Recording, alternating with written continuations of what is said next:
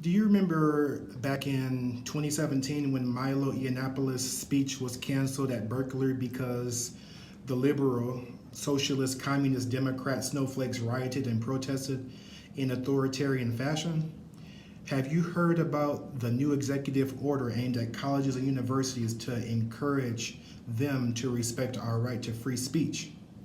Hello and welcome to this very first Tony Trumsky news brief on Thursday, March 21st, 2019. I am Towodi Shequoyah, aka Tony Trumsky, aka Tony. Just call me Tony.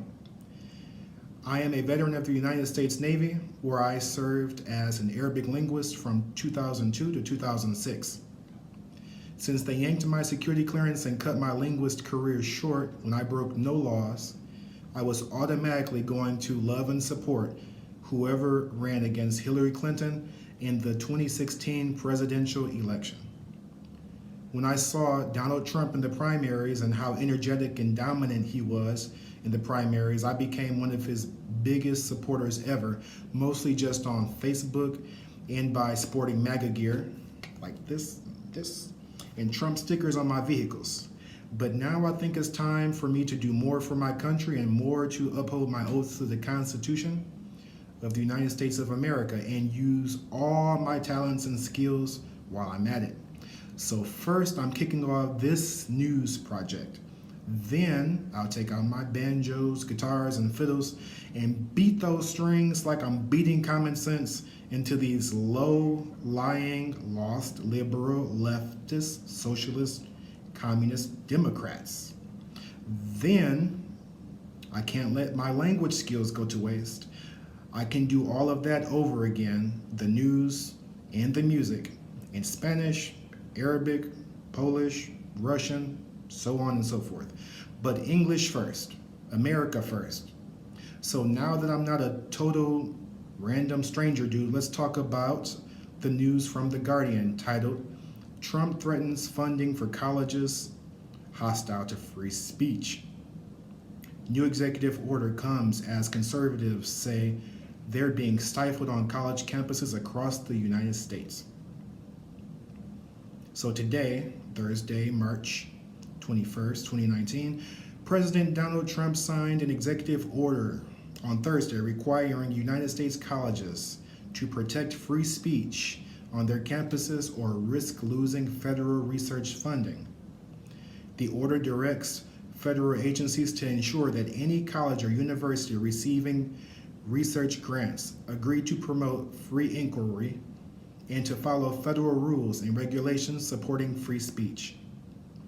Even as universities have received billions and billions of dollars from taxpayers, unquote, this is quote, even as universities have received billions and billions of dollars from taxpayers, many have become increasingly hostile to free speech and to the First Amendment, Trump said at the White House signing ceremony. Quote, these universities have tried to restrict free thought, impose total conformity, and shut down the voices of great young Americans. Unquote. The order follows a growing chorus of complaints from conservatives who say their voices have been stifled on campuses across the U.S. Joining Trump at the ceremony were students who said they were challenged by their schools while trying to express their views against abortion and in support of their faith. Trump initially proposed the idea during a March 2nd of March speech to conservative activists, highlighting the case of Hayden Williams, an activist who was punched in the face while recruiting for the group Turning Point USA at the University of California, Berkeley. He invoked the case again Thursday, noting that Williams was hit hard, but he didn't go down. Under the order, colleges would need to agree to protect free speech in order to tap into more than $35 billion a year in research and educational grants. For public universities, that means vowing to uphold the First Amendment, which they're already required to do. Private universities, which have more flexibility in limiting speech, will be required to commit to their own institutional rules. Quote, "We will not stand idly by to allow public institutions to violate their students' constitutional rights," unquote, Trump said. Quote, "If a college or university doesn't allow you to speak, we will not give them money. It's very simple," unquote, and I agree. Enforcement of the order will be left to federal agencies that grant or that award grants, but how schools will be monitored and what types of violations could trigger a loss of funding have yet to be seen. White House officials said details about the implementation will be finalized in coming months. Many colleges have firmly opposed the need for an executive order. Following Trump's speech, Janet Napolitano, the president of the University of California, said many schools are ground zero for the exchange of ideas. "We do not need the federal government to mandate what already exists. Our long-standing, unequivocal support for freedom of expression," she said. "This executive order will only muddle policies surrounding free speech while doing nothing to further the aim of the First Amendment." Doesn't make sense to me. You're not protecting the rights of the students. That's why we need this. The American Council on Education, which represents more than 1,700 college presidents, called the order a solution in search of a problem. No matter how this order is implemented, it is neither needed nor desirable and could lead to unwanted federal micromanagement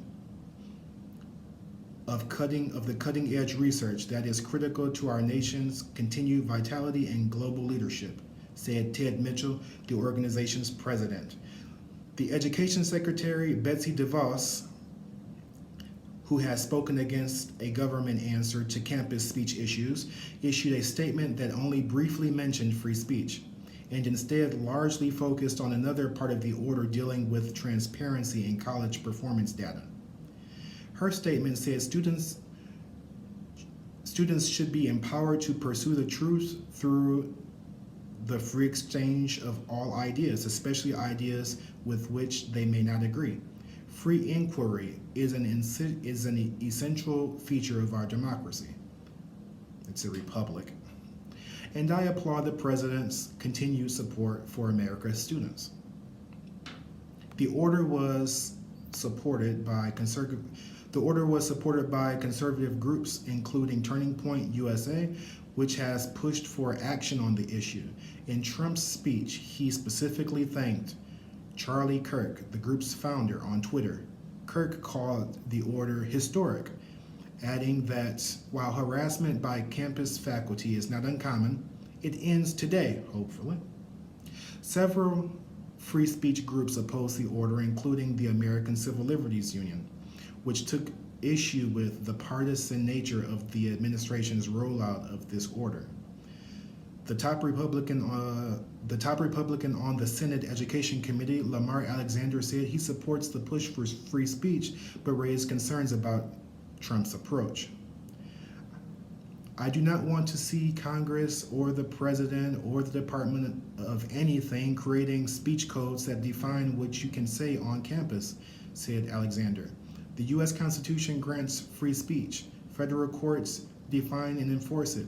The Department of Justice can weigh in."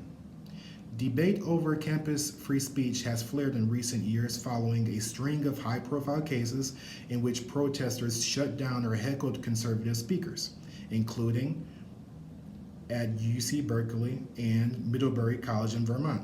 Republicans called hearings on the issue when they controlled both chambers, but proposed legislation backing campus speech never made it through committee. Some colleges leaders have said they worry the order could backfire. If a speaking event threatens to turn violent, for example, some say they might have to choose between canceling the event for safety and allowing it to continue to preserve federal funding. Some say it could force religious universities to host speakers with views that conflict with the university's values. Still, the order has gained support from some religious institutions, including Liberty University, a Christian school in Virginia whose leaders say they denounce censorship of either the left or right. Separate from the free speech requirement, the order also calls for several measures meant to promote transparency in the student loan industry and in how well colleges prepare students. By January 2020, Trump is directing the Education Department to create a website where borrowers can find better information about their loans and repayment options. And he's calling on the agency to expand its college scorecard website to include data on the graduates of individual college programs, including their median earnings, loan debt, and their default rates. Trump is also asking the Education Department to prepare a policy that would make sure colleges share financial risks that students and the federal government take on with federal student loans. Well, if you like this content and would like to support this and all of my other upcoming constitutional conservative projects, then consider becoming a patron on my Patreon. You can help this poor veteran, this poor but highly skilled veteran out for just $1 a month on Patreon. That's $12 a year. Links to this Patreon and more are included in my video's description section. On my YouTube channel, Tony Trumpsky News. How you spell that? Print this out. This is how you find me, if you're not already there, because I will be posting this directly to Facebook. If you're not there, then please go there and hit subscribe and the little notification bell. Share the hell out of me so you can help me inform people and make liberals cry. Yes, I love to see liberal tears because they are truly the prejudiced people, the prejudiced ones who believe if you look a certain way, you should think a certain way. Don't forget to go to QAnon.pub and check out the latest breadcrumbs. Find yourself some good Q channels on YouTube, and if you don't know what they are, I'll tell you in a future video. Stay informed, keep in touch, and Trump 2020, baby.